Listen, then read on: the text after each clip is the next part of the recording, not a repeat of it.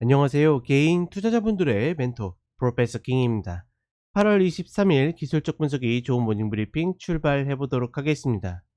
자, 일단 미국 같은 경우에는 이제 어제 좀 눌리는 모습을 보여줬죠. 이전보다는 확실히 무거워진 흐름들이 좀 있습니다. 예전에 상승 추세로 계속 밟고 올라왔을 때는 이런 흐름들이 나와도 종가에 다시 끌어올리는 모습들을 보여줬는데 오늘 같은 어젯밤 같은 경우에도 시장 전체적으로 종목들이 계속 좀 끝까지 눌리는 모습을 보여줬고, 오늘이 굉장히 좀 중요하다라고 생각합니다. 지금 30분의 흐름을 돌아서 가지고 이제 다시 눌림으로 딛고 있는 모습인데, 과연 이 자리가 이제 다시 깨질 것인가, 이 구간들이 좀 중요하다라고 보고 있고, 한국 같은 경우에는 뭐 여전히 주도주는 2차전지죠. 그 중에서도 에코프로가 역시나 이제 뭐 저세상 수급을 자랑하면서 올라오고 있는데, 문제는 반대편에 있는 종목들이 생각보다 올라오지 못하고 있어요.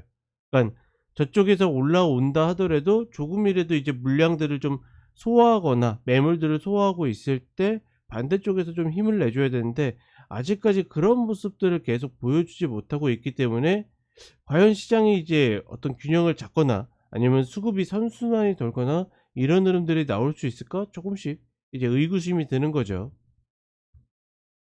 다만 아직까지 이제 뭐 컷을 걸고 진입을 한다 뭐 이런 것들은 가능하긴 한데, 이런 시간들이 조금 더 늘어지게 된다라고 그러면 역시나 굉장히 많은 분들이 좀 어려움을 겪지 않을까, 이렇게 판단을 하고 있습니다. 역시나 쉬운 시장 아니고, 충분히 지금 지수를 따라잡지 못한다 하더라도 충분히 스스로를 납득하고서 내 전략들을 계속 유지하면서 가야 된다라는 거 다시 한번 이야기를 해 드립니다. 자, 그럼 간단하게 차트 보도록 하겠습니다.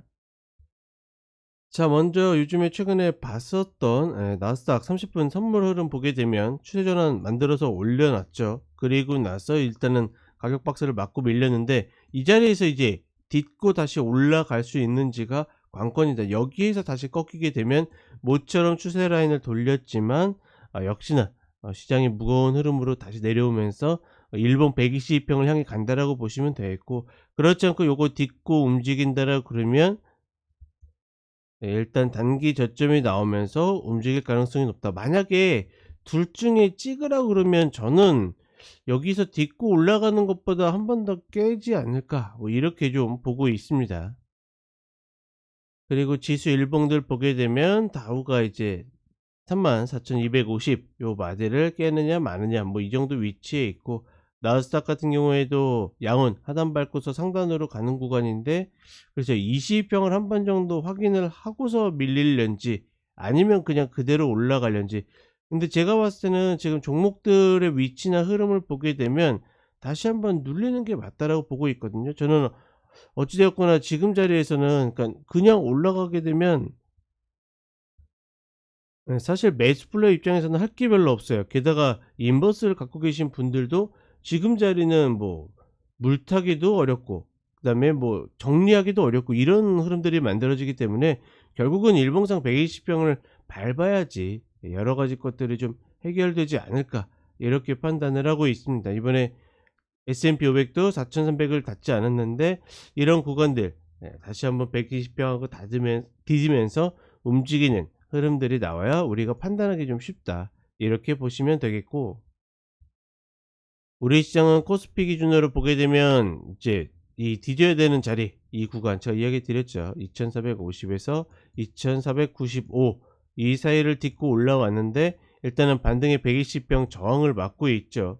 그러니까 이런 저항들을 맞았다라 그러면 다시 한번 눌리는 게 수순이다. 그러니까 이런 아랫자리들은 다시 한번 기회가 있다라고 보고 있는데, 중요한 거는 지금 지수를 계속 보는 이유가 뭡니까? 주도주인 2차전지를 매매하기 위해서 보는 건데, 여기에서 이렇게 다시 눌렸을 때 2차전지는 이때의 이 자리가 오지 않을 가능성이 조금 더 높지 않겠는가. 이것보다 조금 더 윗자리이기 때문에 혹여나 2차전지 신규로 계속 노리시는 분들은 그때 이제 이야기 드렸던 2차전지의 기준보다는 조금 더 위에 잡아야 되지 않을까 싶습니다.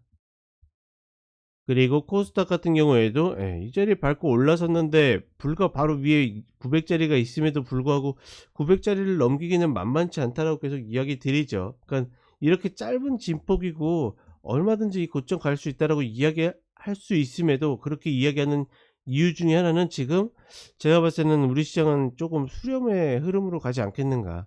이 흐름의 어떤 끝단으로 갔을 때 여기에서 터지느냐 아니면 밟고 올라가느냐가 좀 결정되지 않을까.'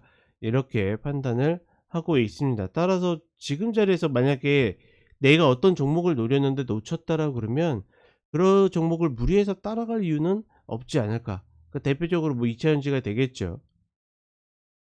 그래서 계속 이야기 드리는 게 단타를 계속 병행하시라 이야기 드리는 거고, 그러니까 우리 시장이 좀 아쉬운 건 뭐냐면 어제도 분명히 2차 전지가 좀 조정을 받을 수 있는 매물들이 좀 나오고 있었었거든요. 근데 장 후반으로 다시 가면서 수급이 들어오는데 갈 데가 없으니까 또 2차 전지로 들어오는 겁니다. 에코프로나 에코프로, BM으로. 그렇다 보니까 자꾸 이제 수급을 받는 쪽만 계속 반복해서 받으니까 반대쪽에 있는 종목들이 여전히 제대로 된 시세를 내지 못한다.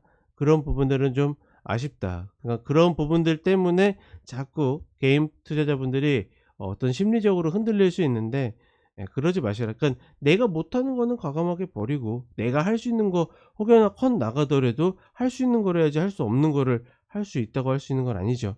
그러니 그런 부분들 반드시 심리적으로 잘 컨트롤하시면서 가셨으면 좋겠습니다. 자, 이렇게 이야기 드렸고 저는 오전 간단 시황과 종목대 다시 찾아뵙도록 하겠습니다. 감사합니다.